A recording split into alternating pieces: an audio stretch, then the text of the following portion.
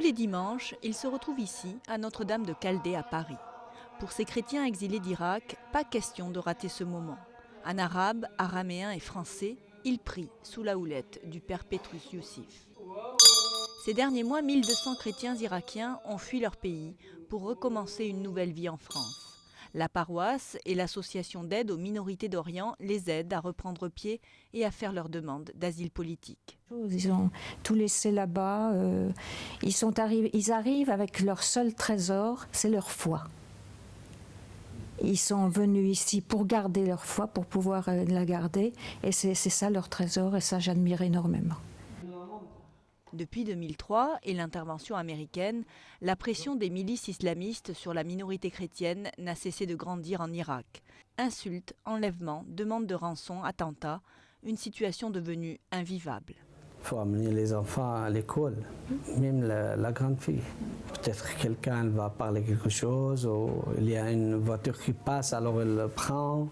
Alors elle voit qu'ils sont chrétiens, alors, parce qu'elle n'a pas mis de voile. Mais après, il y a avec quelques jours et quelques instants, il faut mettre la voile, même quand on part à l'école ou au collège. À 56 ans, cet ancien steward a peur pour ses parents restés à Bagdad et souhaite rester anonyme.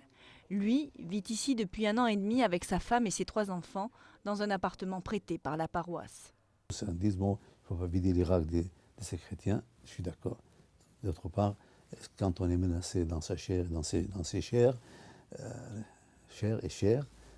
qu'est-ce qu'il peut faire?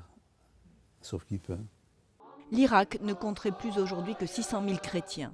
En 20 ans, il serait plus d'1 million à avoir quitté le pays et la liste s'allonge de jour en jour. Médecins, enseignants, ingénieurs, ils doivent repartir de zéro dans leur pays d'exil. Après la messe, tous se retrouvent autour d'un café, histoire de parler arabe, de prendre des nouvelles du pays où ils rêvent de revenir un jour. Vous me voyez, je suis là, mais oui, ça c'est toujours là-bas, parce que je pense aux autres, on souffre. Ils savent que retrouver ici une vie normale, décrocher un emploi, sera dur. Mais qu'importe, c'est le prix à payer pour vivre leur foi sans peur.